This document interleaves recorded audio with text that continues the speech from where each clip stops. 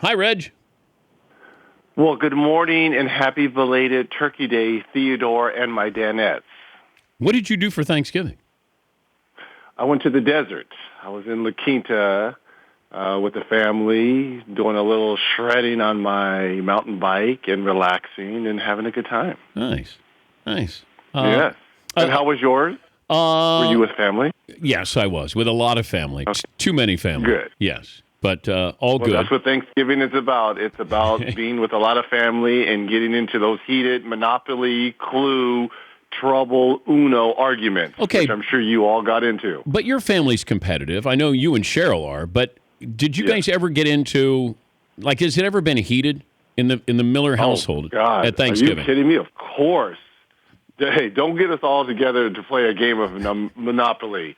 Trump would have nothing on the Miller family in terms of, putting hotels on frickin' Boardwalk or Magnolia or Baltic. Trust me, we were putting hotels everywhere. We would have a lot of business conflicts, just like Trump is going to have during his presidency. You were putting hotels up in jail there. Exactly. The little condo in the corner. But you and Cheryl, like, you guys would never have sports, arguments like that at Thanksgiving, would you? No, and a lot of people wanted to assume that we did because her being a Trojan and me being a Bruin. We actually got along because I was the biggest USC Trojan fan when Cheryl played UCLA, and I know the women's coaches did not like that. They think you should be loyal and, to your school, but blood is much more thicker. But that was the only time that I ever cheered for a USC Trojan to win a game was when Cheryl was wearing her colors versus the Bruins. But even football, you didn't admire USC football? UCLA wasn't that good. No, we were not that good, and I told Cheryl we're not a football school. They are. So, no, we are not. Okay, MVP on an average team or better than average team. If Russell Westbrook averages a triple-double, is he the MVP? Yes, and I said this even before the season. If they get to 45 to 47 wins, and he has the kind of season that I was assuming, which he's having right now, that he would have. I didn't think he was going to be averaging a triple-double through 19 games, but if these kind of numbers, absolutely. And I also had Billy Donovan as Coach of the Year if they won 45 to 47 games, because with the loss of Kevin Durant, it was going to be a changing of the guard, so to speak, for Russell Westbrook and, for Billy Donovan. And for both of those guys to put up the numbers, especially Russ, I mean, this is an unbelievable pace he's been on. So, the magic number for me was 45, but if he's averaging close to a triple-double, absolutely he should be the MVP. What about Anthony Davis if he has a similar record? But he won't. I don't think they'll get to 40 wins. And, we've seen this in baseball. I believe A-Rod won the MVP on a last-place Seattle team. Am I right about that? Yeah. No, he was with Texas, I think, weren't they? Texas, right. And they were in last place, and he won the MVP. So it's been done before, obviously, in other sports. It's been a while since it's been done in the NBA. We usually like to regard winners, guys that have been on winning teams with the MVP. But if Westbrook continues to put up these numbers, I love the numbers that Anthony Davis is putting up. He just doesn't have a real supporting cast. I see 35 to 38 wins for New Orleans, but I definitely can see the Thunder, 45-plus wins and Russell winning that MVP. Reggie will be on the call for the Rockets at the Warriors. That'll be Thursday night at 10:30 Eastern on TNT.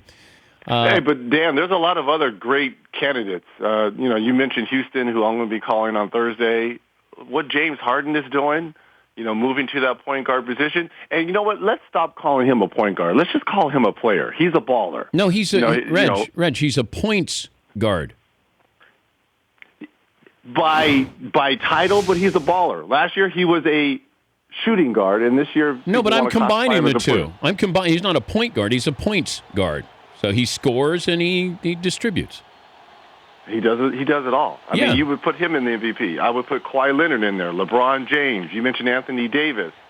There's a lot of guys that have strong early season candidates for MVP. Who would you rather have, James Harden or Russell Westbrook? And it doesn't matter who my supporting cast is. No.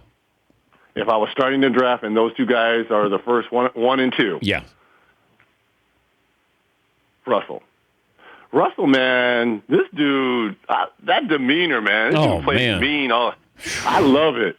I love Russell Westbrook, man. And I'm not saying because he's a Bruin, but, man, this kid don't care. He don't care about anyone but his family and his teammates. Can he have that chip on his shoulder for 82 games?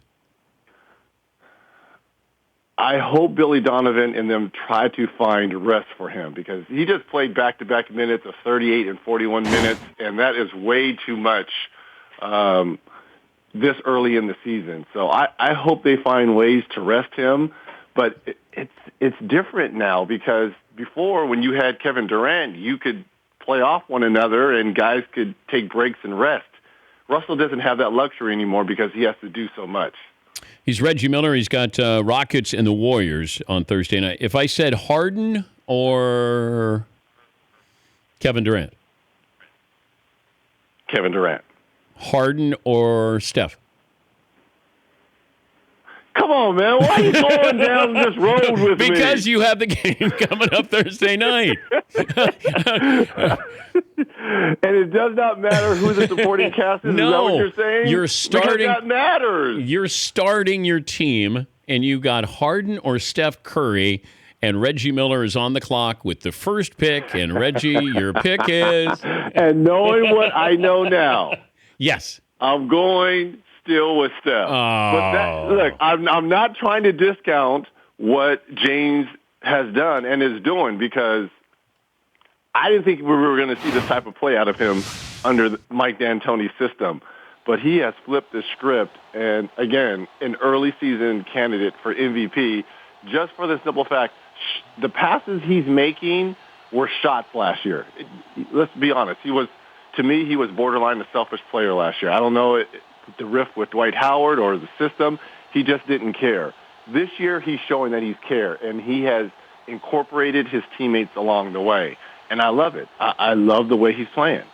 Last hour I talked to Tom Herman. He left Houston to take the Texas job. And I don't know, did you have the same coach all 4 years at UCLA? No, my first year was Larry Farmer, and my last 3 was Walt Hazzard.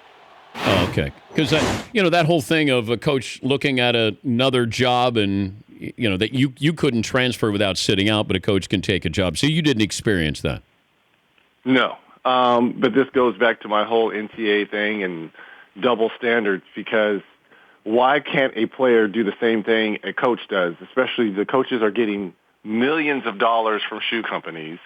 They can change venues and get to work right away, but a student athlete, quote, student athlete, has to sit out a particular year. I just don't understand at times the hypocrisy that the NCAA has in terms of its student athletes and its policies. A couple of the things NBA-wise. Mark Cuban says the Mavericks are not tanking, even though they're not playing very well. Do you believe him? Well, look, no, I don't think they're tanking. Dirk has been hurt at a stretch of a time. Darren Williams has not been healthy. And I think if you're Rick Carlisle, you look at the big picture. You see the landscape of the Western Conference, and he wants his guys to be healthy, after the new year. So tanking for what? Because I look at the college game. There's not one Ben Simmons overall number 1 pick coming out this year, so I don't know exactly what you're tanking for. I think more so Rick Carlisle and Cuban want his guys to be healthy. Yeah, I was looking at the same thing when you're saying, all right, if we're tanking, who are we tanking for? And we haven't seen enough college basketball yet this year where you say, okay, that guy is going to be the number 1 overall pick. And even then, if it's the number 1 overall pick, it doesn't mean it's a LeBron James. You're going to get it. I mean, when's the last time a team with the worst record has gotten the overall number 1 pick? True. I don't know. McLevin? It's been a while, so. Yeah, absolutely. Anything else on your mind that I need to bring the nation's attention to? Well, how's my man Fritzy with the double hernia? Is he back now? Because I talked to Paulie, but it's been a while since I spoke to my man Fritzy. Is he doing okay? Is he alive? How long would you be out for a double hernia surgery? Maybe a couple days or so. I got a high tolerance for pain. Are you telling me Fritzy is like milking it? Come on, Fritzy, man. Don't be one of those guys that 2 weeks stay at tomorrow. home and have 2 weeks tomorrow. 2 weeks? Yeah. Oh, come on, man. I thought my Danettes were tougher than this. No, they're not. Are you kidding me? No, they're what, Paulie? We just all said don't lump us in. Yeah, look, some of us haven't gone anywhere. Well, McLovin has been milking the high ankle sprain for 2 years now. Yeah, This is unacceptable, Danettes. I thought y'all were better than this. I thought I trained you guys better than this. What, McLovin? it is 2 hernias, Dan, to be fair. But it's one surgery, right?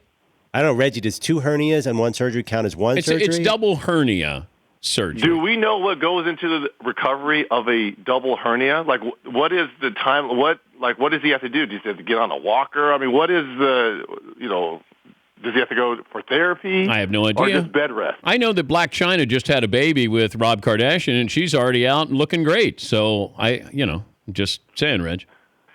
Fritzy, if you're listening, which we know you are, come on, buck up, man. You're making all of us Danettes look bad. All of us. Well, try to stir it up at Golden State. Rockets at Golden State Thursday night at 10:30 East. Were you really? If you didn't have that game, now be honest with me. If you didn't have that game, and I ask you James Harden and Steph Curry, would you have said James Harden?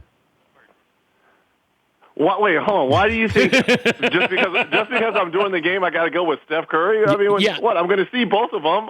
There's no punk in my game. They're not going to. I would tell that to James Harden.